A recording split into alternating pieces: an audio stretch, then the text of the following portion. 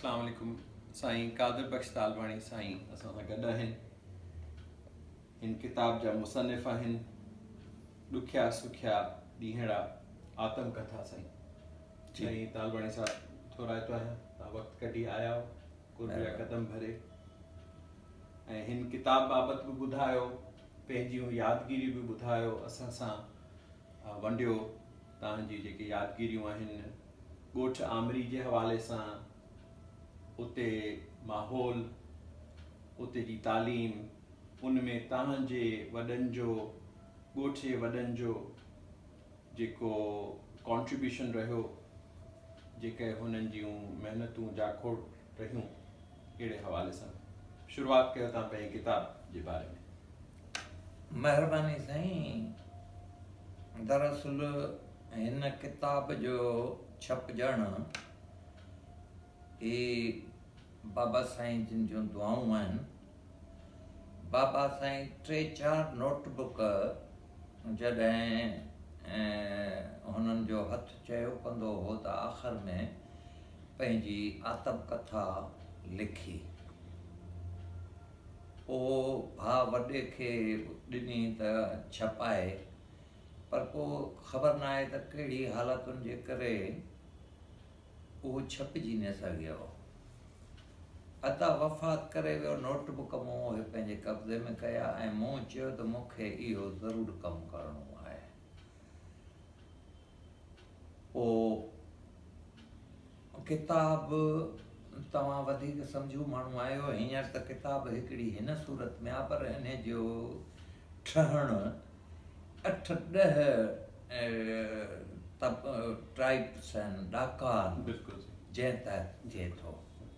पर मूंखे ख़ुशी आहे त मां हिकिड़ो हिसो जंहिंमें बाबा साईं जी सवाना हुया ऐं मुंहिंजो बि 8 ताईं, 40 खां 8 ताईं उहो हिसो हिन में मूं छापियो।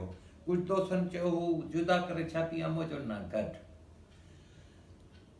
अहिड़ीअ तरह ही किताबु छपिजी वियो ऐं मूं ज़रूरी सम्झियो त तव्हां बि असांजे पाड़े जे हैसियत सां 4 पीढ़ियुनि खां पंहिंजा तहलकात आहिनि, ही तोहफ़ो तव्हां ताईं पहुचायां। तव्हांजी वॾी महिरबानी जो हुनखे क़बूलु कयो।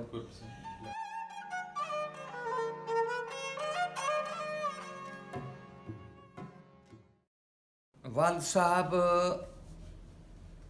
दरअसल यतीमी हालत में ज़िंदगी जो शुराती ॾियारा गुज़ारिया ऐं बाबा साईं जो पढ़ाइणु ऐं बाबा साईं जी नौकरी या बाबा साईं जी जेका बि तरबियत, उहा साईं मौलवी मोहम्मद शाह साहब जिन कई। साईं मीर मोहम्मद शाह ऐं बाबा हम क्लासी हुआ। साईं प्राइमरी पढ़ण खां पोइ कराची हलिया विया, सिंध मदरसतुल इस्लाम में, उते वञी अंग्रेज़ी तइलीम वरिती ऐं बाबा इते ई रहियो।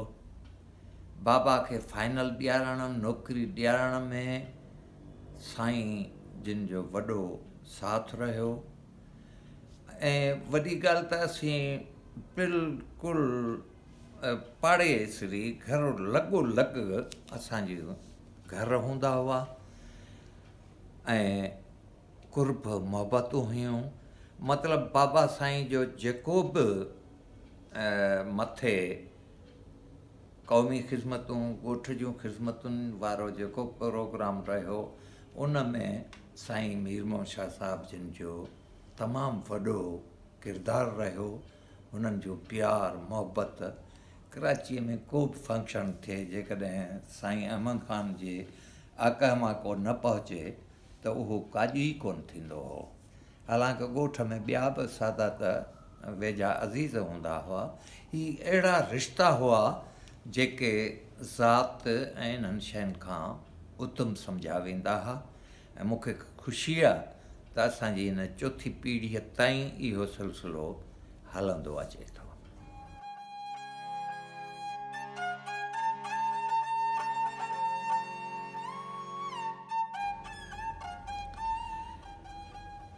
साईं मीर मोहम्मद शाह ऐं मूंखां ॼमार में वॾा बाबा जिन वॾा, पर बाबा जिन जेके असांखे ॻाल्हियूं ॿुधायूं त साईं मीर मोहम्मद शाह जिन जीअं साईं मौलवी साहिब जिन जी ॻाल्हि था ॿुधाइनि त अंग्रेज़नि जे टाइम में आया, उते अंग्रेज़ उन्हनि जी सिंध में महिमान नवाज़ी हिकिड़ी वॾो आदर्श ऐं नमूनो हूंदो हो। हुननि जी इहा कई वक़्त जे हुकुमराननि ऐं एॾा ख़ुशि थिया जो साईं मौलवी साहिब खे चयूं त तव्हांखे छा खपे, जेकी चओ। मक़सदु हो त का जागीर ॾियूं, हीअ ॾियूं, ज़मीनूं ॾियूं, ऐं उतां सिंध जो वॾो माण्हू जेको अंग्रेज़नि जी ख़िदमत कंदो हो त उनखे जागीरूं मिलंदियूं हुयूं। पर मौलवी साईं त जब जी ॻाल्हि आहे त ज़मीननि वठण जे बजाए चई मूंखे ॻोठ में आमरी लाइ पोस्ट ऑफिस खपे। ऐं ख़ुशकिस्मती आहे त उहो साईं मौलवी साहिब जिन जे दौर खां वठी उहो पोस्ट ऑफिस अञा ताईं हलंदड़ आहे। साईं मौलवी साईं मोहम्मद शाह मुस्तफ़ाई तख़ल्लुस इहो कंदा हुआ। तख़ल्लुस शाइर हुआ। उन्हनि जो जो ख़ुतबा आहिनि जेके असांजे मस्जिदुनि में पढ़िया वेंदा हुआ, ऐं साईं ग़ुलाम हुसैन शाह जिन बाक़ाइदे उहो जुमे ते ईद ते पंहिंजो ख़ुतबा ॿुधाईंदा हुआ। ऐं चंद मां तव्हांखे ॿुधायां त असांखे बि नंढपण में यादि हूंदो रमज़ान जे ईद ते पढ़ंदो, जिन रोज़ आए तन रब घुरियो, हा जिन रोज़ आए तन रब घुरियो, बेरोज़ आए तन भव भुरियो, हू रहमानी हू शैतानी मुबारक ईद रमज़ानी। इहो वॾो ख़ुतबो हो। इहो असांखे मूंखे सॼो ख़ुतबो यादि हो, पर हाणे उमिरि जे लिहाज़ खां इहे सुठो अञा ताईं यादि आहिनि। हीउ वॾो शाइर अदीब बि हो मौलवी साहिब जन। त मक़सदु त मुंहिंजे वाल साहिब जी जेको बि आहे उहो उन में पाड़े जे लिहाज़ खां साईं मीर मोहम्मद शाह जिन हम उमिरि क्लास जी जेका संगत थींदी आहे उहा त विसरण जहिड़ी न हूंदी आहे, उहा ज़ात पात ते न हूंदी आहे, उहा रिश्तनि खां मिठी हूंदी आहे। त मक़सदु त उहो पछाड़ीअ ताईं मूंखे ख़ुशी आहे त साईं मुंहिंजो वाल साहिबु ऐं साईं मीर मोहम्मद शाह जन पछाड़ीअ ताईं निभायो ऐं हिक ॿिए सां अचु वञु उथ इहा बरक़रार रखी। अॼु असीं उन्हनि वॾनि जी पैरवी ते अमल करे रहिया आहियूं। मूंखे यकीन आहे त इहे जेसीं असां ऐं पोइ पीढ़ियूं बि इन्हनि खे वधीक हलाइनि। साईं बिजोरो साहिब जेके आहिनि उहे पाण उस्ताद बि रहिया, ऐं जीअं तव्हां ज़िक्र कयो मूंसां अॻु में त बाबा जो उस्ताद तव्हांजे वालिद साहिबु बिजोरो साहिबु बि रहियो, इहो थोरो हवालो ॾेई वञो। जी हा, उन में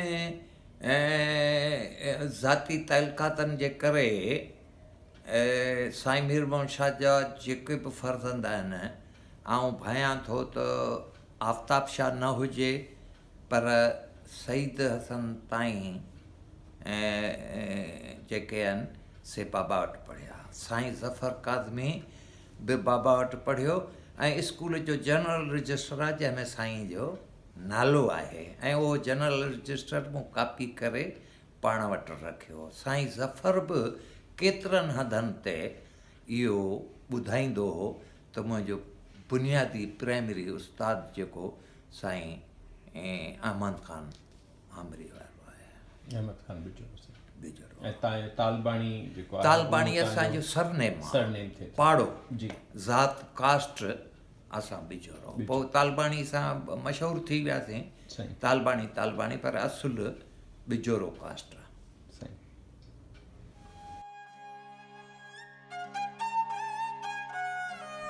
ऐं हिन किताब में बाबा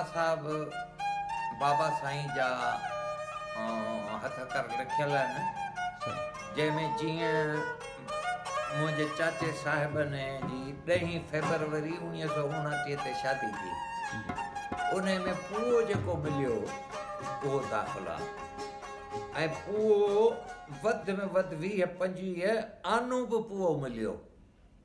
छुटल छा आनू, परियो डूंगरियो आनू, चाराना पाना, इहे पुआ लिखियल आहिनि। तमामु दिलचस्प ऐं- ॻाल्हि आहे असांजे नस्ल जे लाइ हा, इहे तमामु माना 29 अहिड़ीअ तरह जेके शादियूं मुरादियूं ॼम मौत इहे सभु आहिनि।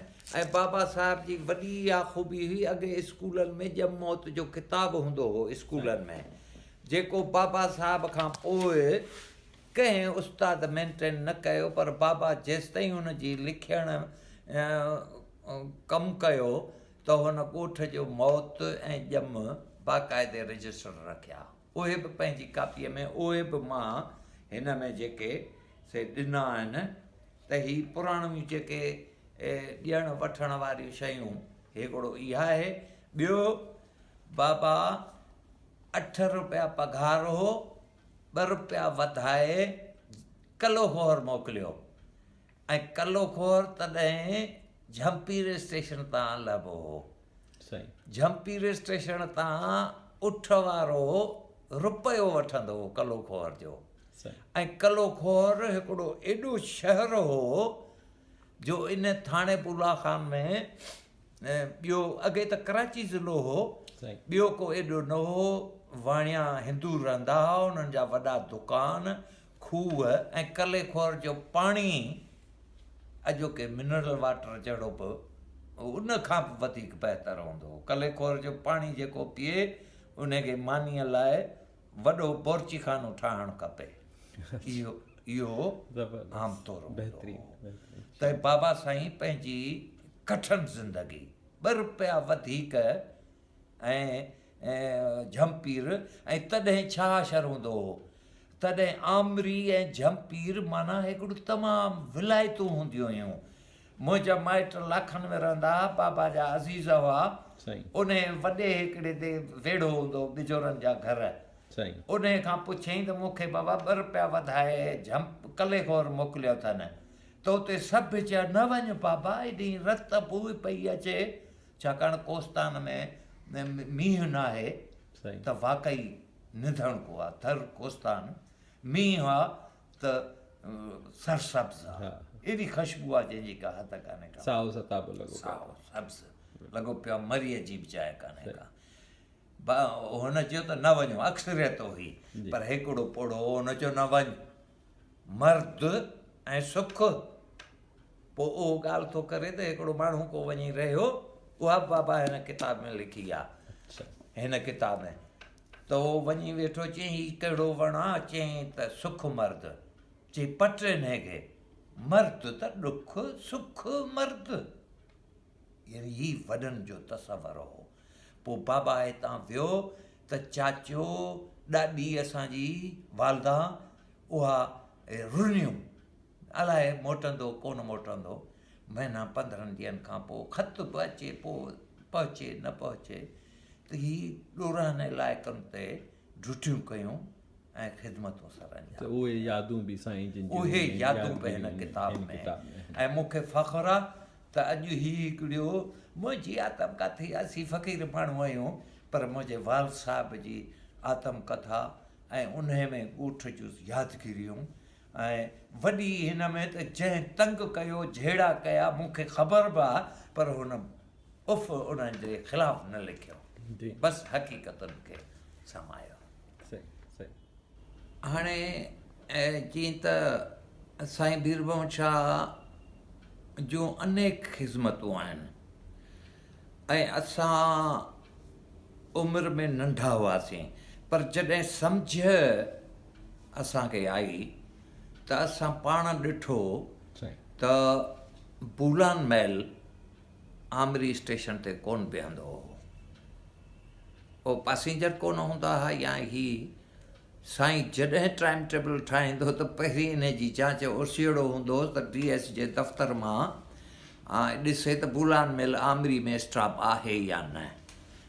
ऐं बूलान महल, दादू, सेवण, आमरी, कोटड़ी, ॼामशोर पोइ स्टेशन थी सिंध यूनिवर्सिटीअ जी, त ही साईंअ जा महिनतूं आहिनि। साईं जेकॾहिं कराचीअ हूंदो तॾहिं बि हुननि खे पंहिंजे ॻोठ जी परघोर हूंदी।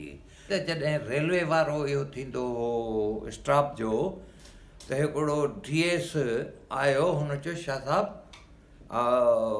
रेलवे फ़ाइदे ते हलंदी, तव्हांजे स्टेशन तां को माण्हू टिकटूं ई कोन थो वठे, अचे वञी कान्हे, ॻणपई में हिकिड़ो माण्हू ज़ीरो आहे, तंहिं करे न बीहारींदासीं। हुनखे चई तव्हां रिकॉर्ड घुरायो ऐं माण्हू तमामु घणा था अचनि वञनि। हिन छा कयो जो बाक़ाइदे उन्हनि 2 ॾींहंनि ते 50 या 40, मूंखे यादि न आहिनि, पर ही मुंहिंजे ज़हन ते ॻाल्हि आहे त उहे टिकेटूं Karachi cantt to Amri station ऐं 40-50 टिकेटूं 2 ॾींहं 3 ॾींहं, पर आउं सम्झां थो हफ़्तो खनि हलियूं। ऐं DS खे वञी रिकॉर्ड जेॾीमहिल मिलियो त यार ही ख़लक त अचे थी कराचीअ मां आमरी। त ही अॼोके दौर में इहे शयूं जॾहिं असांखे यादि अचनि थियूं तॾहिं हिकिड़ो वॾो थिए थो त अहिड़नि माण्हुनि खे कहिड़ा लफ़्ज़ असीं सुनहरी ख़ुशबूदार ॾियूं, जिन पंहिंजी सॼी ज़िंदगी क़ौम लाइ ॻोठ लाइ वक़फ़ कई।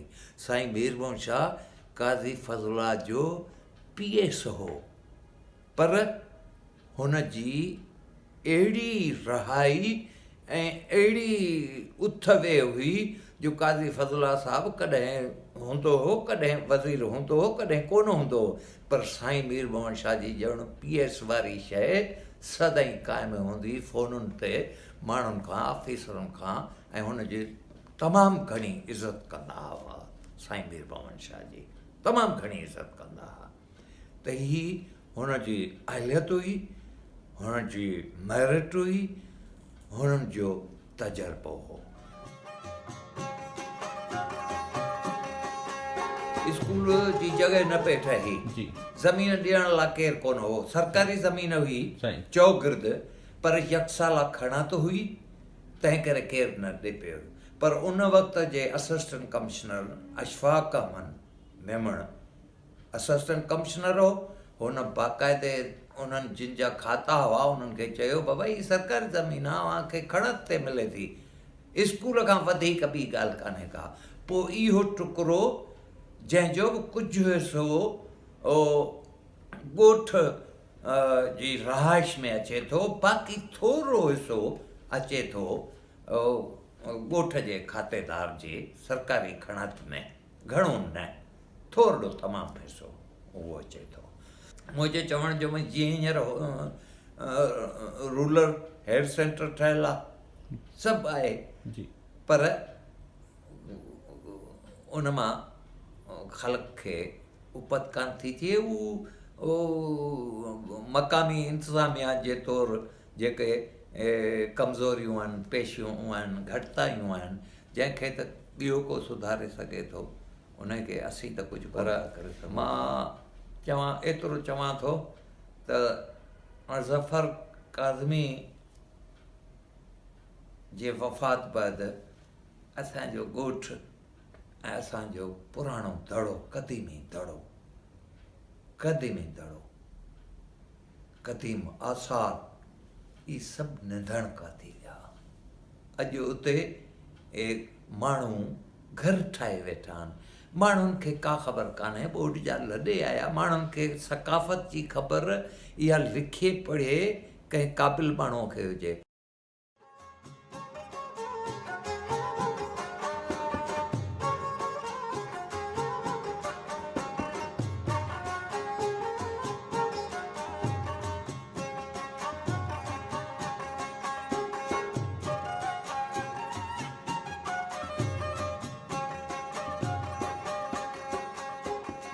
म्यूज़ियम साईं ज़फ़र ऐं अदा अब्दुल करीम जिन उन्हनि रेस्ट हाउस जे भरिसां हिकिड़ो कमिरो ठाराए ऐं इहो दड़े जूं शयूं रखियूं, पर आमरी म्यूज़ियम जे नाले सां ठाहियो, पर हुननि जी हिफ़ाज़त न थी सघे। मूंखे जेतिरे क़दुरु ख़बर आहे, हुन में आउं बि ॾोहारी आहियां, असां बि तवजो न ॾिनो। ऐं अॼु ख़ुशी आहे त तव्हां ॻोठ जे माज़ी खे वरजाए मुंहिंजनि जज़्बनि खे वधीक जुआन बनायो आहे। हाणे अर्ज़ु इहो साईं तालबाणी साहिबु जो इन म्यूज़ियम जी जेका कमेटी हुई जेका ठही, जीअं तव्हां नाला खणो था, साईं अब्दुल करीम तालबाणी साहिबु आहिनि या ज़फ़र काज़मी साहिबु आहिनि, उनखां अलावा ॿिया कहिड़ा मेंबर हुआ? एहसान अज़ीम साहिबु, एहसान अज़ीम हो, अशफाक मेमण साहिबु ACO चेयरमैन हो साईं, ऐं उहो अली हसन छछर हो जेको पोइ यूनियन काउंसिल जो चेयरमैन बि थियो जी, मियां बख़्श रिंद जी, उते उस्ताद हो जी, जंहिंजूं बि इन में वॾियूं ख़िदमतूं आहिनि जी, इन्हनि सभिनी कमनि में सफ़दर अली हो जेको सफ़दर अली गुज़ारे वियो साईं, उहो हींअर कोन्हे।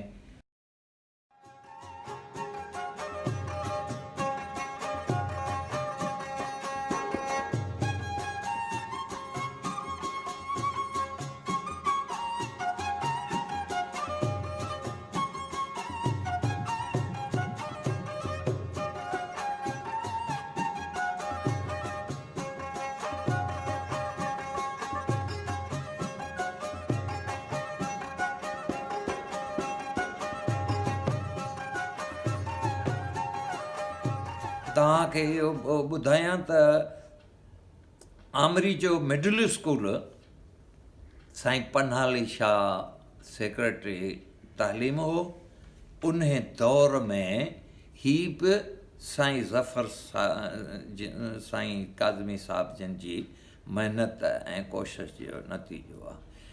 मां यावर साईं ऐं हिन उमिरि जी तक़ादा में ॾिसां थो त साईं ज़फ़र सख़्तु तबियत हो, सख़्तु मिज़ाज हो ऐं को बि माण्हू ईअं कोन चवंदो हो त ही थधो आहे, पर साईं हिकिड़ो आइडियोलॉजी फ़िकुरु हो। साईं जेके कम कया, ऐं चैलेंज थो चवां त अॼु जे असेंबली जे मेंबरनि, पार्लियामेंट जे मेंबरनि न कया। असांखे त का ख़बर ई कान्हे, पर असांजे जे ॻोठ में केतिरनि माण्हुनि खे रोज़गारु वठी ॾिनो, पटेवाली जंहिंजी जहिड़ी हैसियत उन खे। पर साईं वटि अणवाक़ुफ़ माण्हू बि ईंदो हो, बेरोज़गार आहे, नौकिरी खपे, साईं उन में इहो कोन कंदो त हीउ मुंहिंजे ॻोठ जो कोन्हे या किथे जो आहे, उहो उन्हनि खे बाक़ाइदे नौकिरी वठी ॾींदो। म्यूज़ियम, सिंध म्यूज़ियम में हिते लोकल माण्हू ऐं ॿाहिराड़नि जा माण्हू इहे भर्ती कया। चौकीदार खां वेंदे मथे ऑफिसर, जेतिरी हिन जी रैंक हुई, जेतिरो हिन जे वस हो, इहे रखिया। ऐं सिंध म्यूज़ियम हैदराबाद ऐं मुंहिंजो त साईं आहे, मुंहिंजो त महबूब आहे, पर आउं चवां थो त केतिरा इख़्तिलाफ़ रखंदड़ बि दोस्त क़बूल कनि था त सिंध म्यूज़ियम ज़फ़र काज़मी ताईं।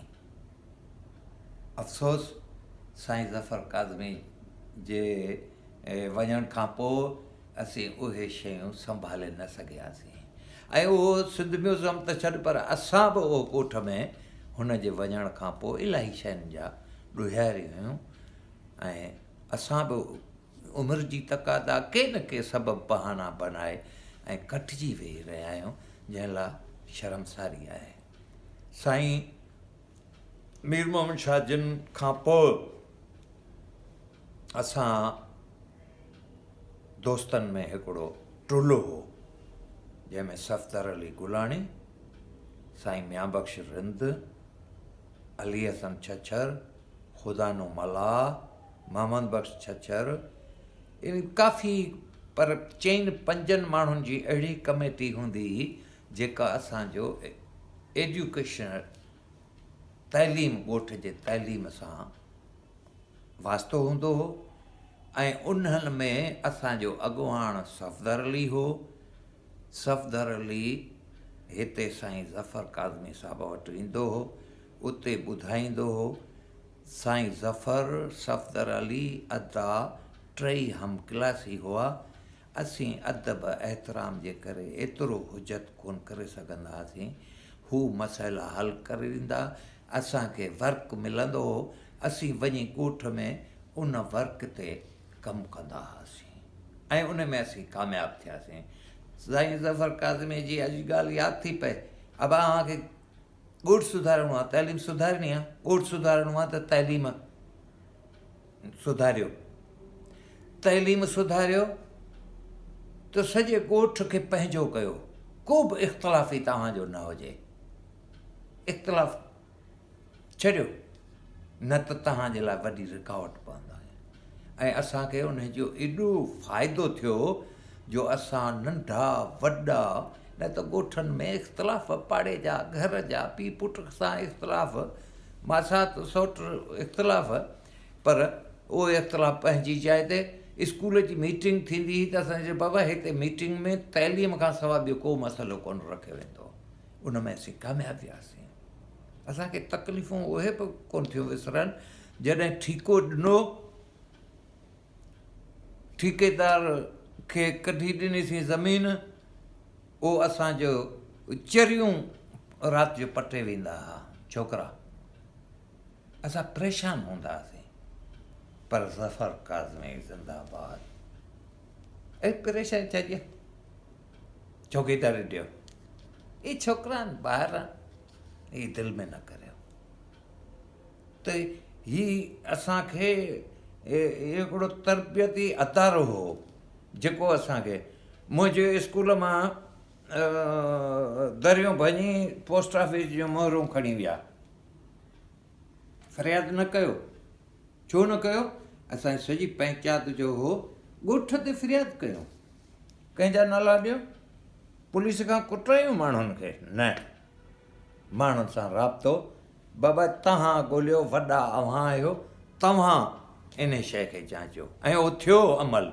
उहो जे छोकिरनि जी शरारत हुई कचहरीअ में थी, राति जो जॾहिं असांजी तकलीफ़, बाबा केस न कंदासीं, पुलिस थाणे ॾे न वञिबो, थाणो तव्हां आहियो, राज जो आहियो, ॻोठ वारा आहियो, वॾा असांजा आहियो।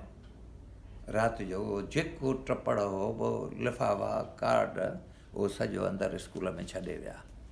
ऐं उन छोकिरनि पोइ घणनि सालनि खां पोइ असां खां माफ़ी वरिती, पहिरें पई, साईं ख़ैर ॿाहिराणी थी विया, वञो बाबा का ॻाल्हि कान्हे का। ही दरगुज़र वारियूं शयूं, इहे असांखे हिननि दोस्ती में इते ई सबक़ मिलिया।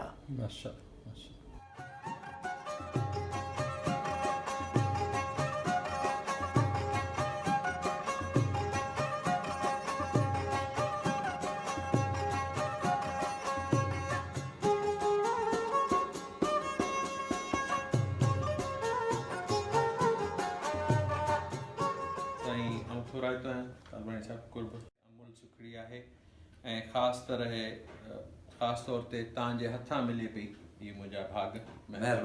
महिरबानी।